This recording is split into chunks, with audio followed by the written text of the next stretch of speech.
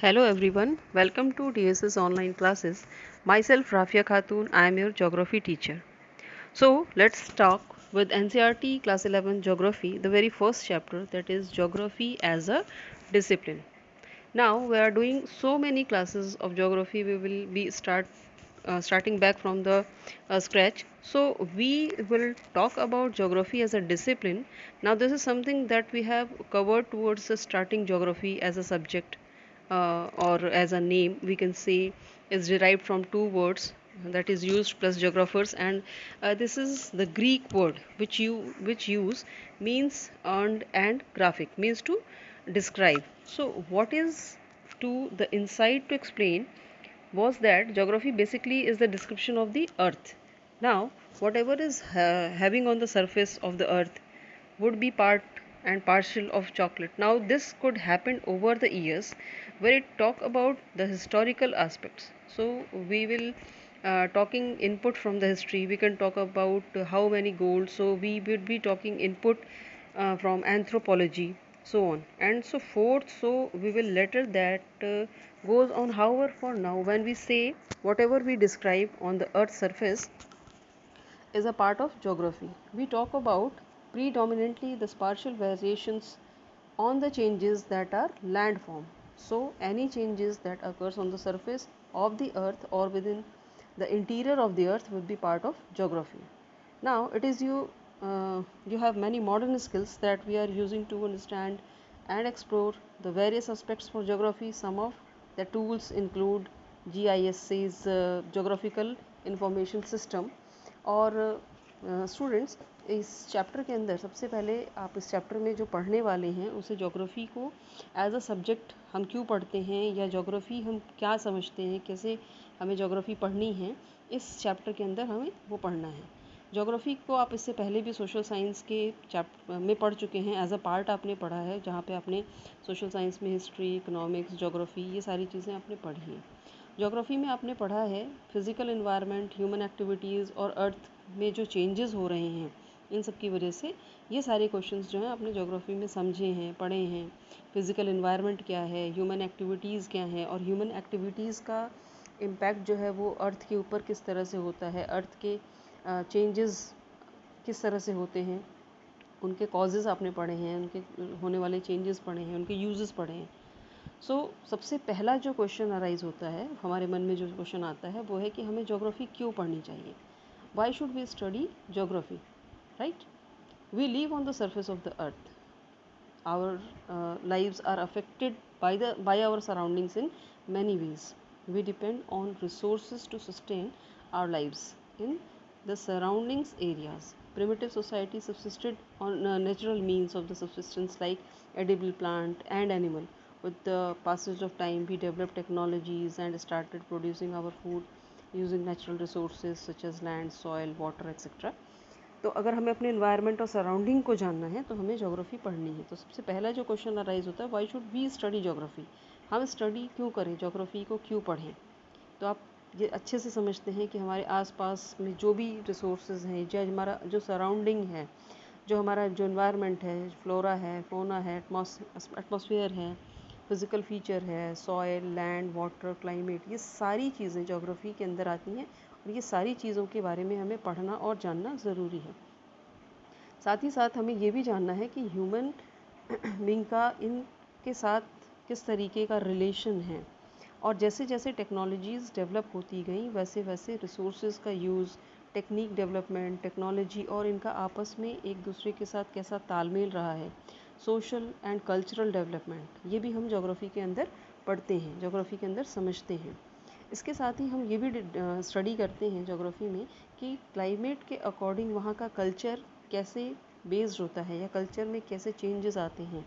साथ ही साथ क्लाइमेट हो गया, सॉइल हो गया, लैंड फॉर्म हो गया, ये सारी चीज़ें जो हैं किसी एरिया, पर्टिकुलर एरिया के लोगों के जीवन यापन पर कैसे इम्पैक्ट डालती हैं। As a student of geography you should be curious to know about all the phenomena which vary over space.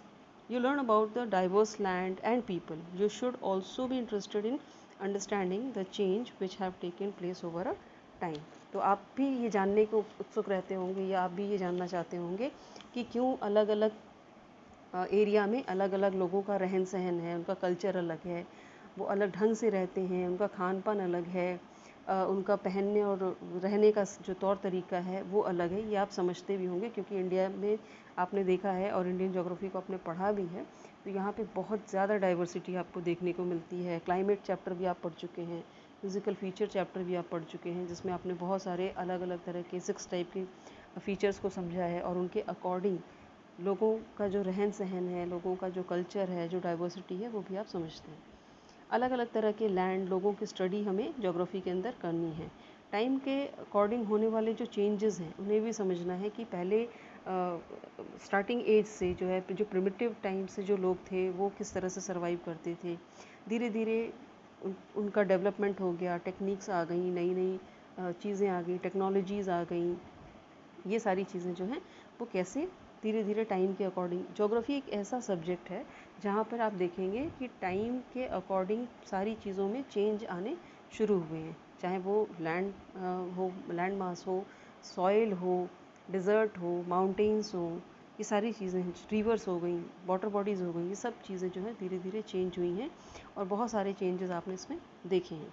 You will develop skill to understand globe converted into maps. इसके साथ ही आप ग्लोब को समझेंगे, उन map को कैसे समझा जाता है, कैसे उसे अर्थ सरफेस के साथ उसको विजुअल सेंसेस में उसको कन्वर्ट किया जाता है, इनकी साइंटिफिक टेक्निक्स क्या हैं। इसकी एक टेक्निक है जिसे हम जीआईएस, ज्योग्राफिकल इंफॉर्मेशन सिस्टम, या कंप्यूटर कार्टोग्राफी कहते हैं इसे, कंप्यूटर कार्टोग्राफी। इसके थ्रू जो है हम समझते हैं कि अर्थ का जो सरफेस है या हमारा पूरा जो अर्थ है, ये किस तरह से हम डिवाइड कर सकते हैं, कैसे मैप के थ्रू इन सारी बातों को समझा सकते हैं।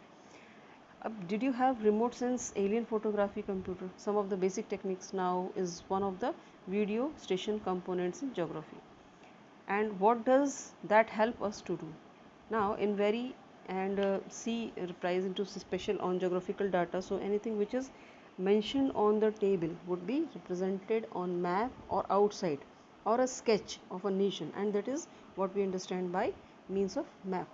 तो आप एक चीज़ और समझते होंगे, जब भी हम ज्योग्राफी पढ़ते हैं तो आप लोग क्लास 6 से ही पढ़ते आ रहे हैं, ज्योग्राफी में आपको मैप ज़रूर बनाने के लिए पूछा जाता है। मैप की एक बहुत इंपॉर्टेंट चीज़ मैप होता है।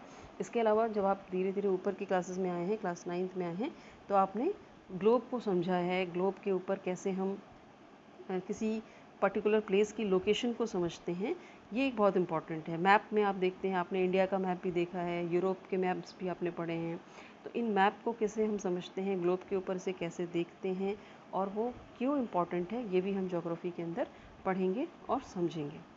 Now the next question which you may like to ask is what is geography. जो दूसरा क्वेश्चन आपके दिमाग में आ रहा होगा वो ये होगा कि आखिर ज्योग्राफी है क्या। Now, what type of variations we understand and geography? We understand variations which are related to physical feature. We understand variations which are related to cultural features and so on. आप अच्छे से जानते हैं कि अर्थ का जो फिज़िकल फीचर है वो हर जगह एक जैसा नहीं है। कहीं पे माउंटेन्स हैं, हिल्स हैं, वैलीज़ हैं, प्लेन हैं, plateau, ocean, lakes, deserts, wilderness except सारी फीचर्स जो है वो आपने देखे भी हैं और उनके बारे में काफ़ी कुछ पढ़ा भी है। ये सारी वेरिएशंस एक साथ हमें देखने को मिलती हैं और यहाँ पर इसमें सोशल और कल्चरल डाइवर्सिटी भी हमको देखने को मिलती है। यहाँ पे विलेजेस भी देखेंगे आप, सिटीज़ देखेंगे, रोड्स देखेंगे, Railways, ports, markets. Last class में आपने एक चैप्टर पढ़ा भी है जिसमें रोड, रेलवे और पोर्ट्स, ओशन बॉडीज़ के बारे में भी पढ़ा है, मार्केट्स के बारे में पढ़ा है। Many other elements created by human being across an entire period of their culture development. जैसे जैसे ह्यूमन बींग का डेवलपमेंट होता गया है वैसे वैसे ये इसमें डाइवर्सिटी भी जुड़ती गई है, बहुत सारे चेंजेस भी आते गए हैं और इन सारी चीज़ों के, इन सारे वेरिएशंस को हमें इस चैप्टर के अंदर देखना है। इन सारी वेरिएशंस के रिलेशनशिप को भी समझना है कि ज्योग्राफी के साथ ये जो भी वेरिएशंस हैं, जो भी इतना डाइवर्सिटी है, ये इसका रिलेशन क्या है।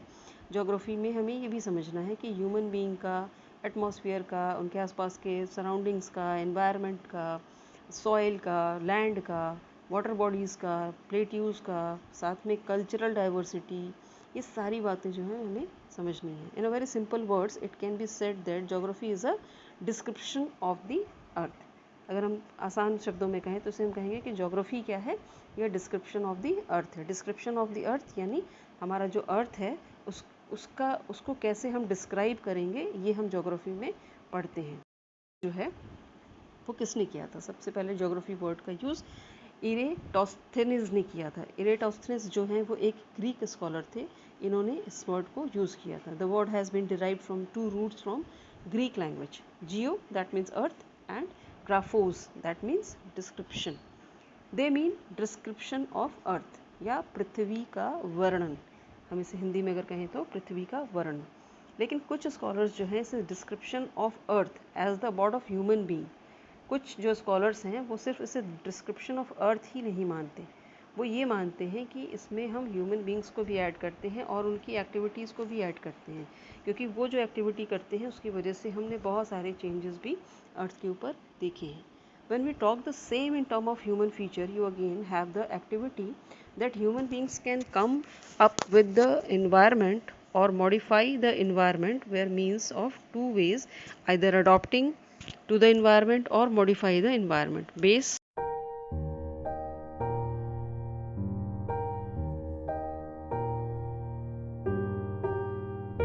There are few things we try to understand. We are aware of the fact that reality is always multifacts and the earth is also multidimensional. That is why many disciplines from natural science such as geology, pedology, oceanography, botany, zoology etcetera, इसके अलावा social science में भी आपने पढ़ा history, economics, sociology, political science, anthropology etcetera etcetera, बहुत सारा पढ़ा है आपने, बहुत सारे इसमें पार्ट्स हैं। तो ज्योग्राफी में भी हम नेचुरल और सोशल सब्जेक्ट्स से के डाटा को ले करके पढ़ते हैं। तो इसके अंदर हमें थोड़ा बहुत सारी चीज़ों की ज़रूरत पड़ती है। थोड़ी हिस्ट्री भी चाहिए होती है, थोड़ी इकोनॉमिक्स भी चाहिए होती है, थोड़ी पॉलिटिकल साइंस भी आती है, थोड़ी सोशोलॉजी भी आती है। तो ज्योग्राफी को हम सिर्फ एरियल डिफ्रेंसिएशन ही नहीं पढ़ते, बल्कि इसमें अर्थ सरफेस पढ़ते हैं, इसके कॉजेज़ भी पढ़ते हैं कि जो भी चीज़ें हम पढ़ रहे हैं उसके पीछे के रीजंस क्या हैं, कॉजेज़ क्या हैं। फॉर एग्जांपल जैसे टाइप्स ऑफ सॉइल है, तो कितने टाइप के सॉइल होते हैं, सॉइल के टाइप होने के पीछे के फैक्टर्स क्या हैं, रीजंस क्या हैं।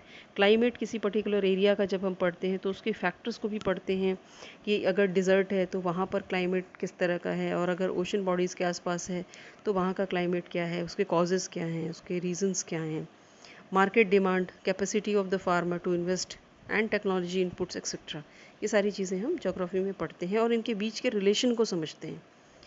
A geographer explains the phenomena in a frame of causes and effect relationship, as it does not only help in interpretation but also forces the phenomena in future.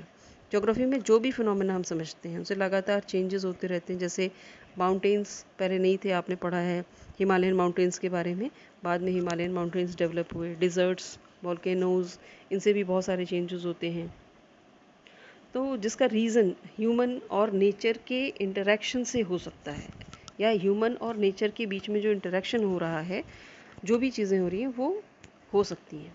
Actually they change over time as a result of the interactive process between ever changing earth and untiring and ever active human beings. Human beings का जो nature के साथ समझौता, adaptation, modification, ये सारी जो चीज़ें हैं, ये धीरे धीरे इसमें इसकी वजह से बहुत सारे चेंजेस हुए हैं। आज के टाइम में मॉडिफिकेशन बहुत ज़्यादा हुआ है। They modify their natural environment by inventing and using technologies. Human beings और इन्वायरमेंट के बीच में इंटर रिलेशन जो है वो एक किसी पोएट ने आपकी NCERT की बुक में लिखा है, you created the soil, I created the cup, you created night, I created the lamp, you created wilderness, hill, terrains and deserts, I created flower beds and gardens. तो ये बहुत सुंदर लाइन लिखी हुई है, किसी पोएट ने लिखी है। तो ये बिल्कुल सूट करती है ज्योग्राफी को। With the help of technology human being move from the stage of necessity to the stage of freedom. तो जैसे जैसे टेक्नोलॉजीज़ में चेंज आ रहा है, जैसे जैसे चीज़ें मॉडिफाई होती जा रही हैं, चीज़ों का नेचर का यूज़ होता जा रहा है, और लोग जो है चेंजेस लाते जा रहे हैं, उनका इम्पैक्ट और उनके वजह से एनवायरनमेंट में जो चेंज आ रहा है, अर्थ के ऊपर जो चेंज आ रहा है, लैंड सरफेस पे जो चेंज आ रहा है, वो हम इस चैप्टर के अंदर पढ़ते हैं। They have put their imprints everywhere and create new possibilities in collaboration with nature. Now we find humanized nature and naturalized human beings. एक ये बहुत इंपॉर्टेंट लाइन है. And geography studies this interactive relationship. Space got organized with the help of means of transportation and communication network. Geography studies the regional organization and integration. तो geography को subject के रूप में जब हम पढ़ते हैं तो हमारे पास 3 क्वेश्चन अराइज होते हैं. या जोग्राफी एज अ डिसिप्लिन जब हम पढ़ते हैं तो इसमें 3 क्वेश्चन अराइज होते हैं. पहला है व्हाट, दूसरा है वेयर और तीसरा है व्हाई. पहला जो है what, some questions are related to the identification of the pattern of natural and cultural feature as found over surface of the earth. These are the questions about what.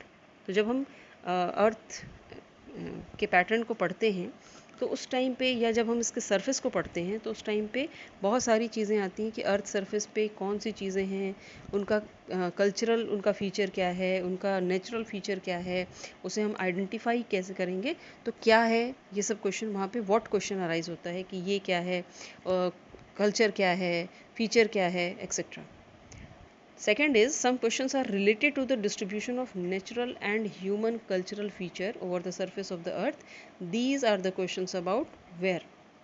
दूसरा जो question arise होता है वो होता है where.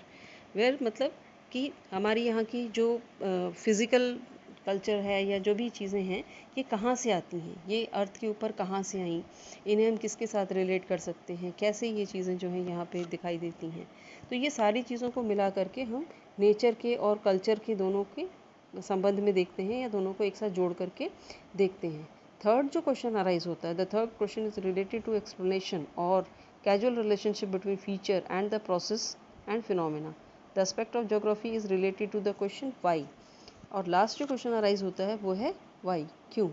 तो जब हम इसके कॉजेज़ को समझते हैं कि ऐसा क्यों हुआ, इसके पीछे कारण क्या था, कैसे ये पॉसिबल है, या चेंजेस कैसे हो रहे हैं, तो हम वहाँ पे वाई क्वेश्चन पढ़ते हैं. So students, geography as a discipline is related to space and take note of spatial characteristics and attribute. It study the pattern of distribution, location and concentration of phenomena over space and interprets them, providing explanation for these patterns.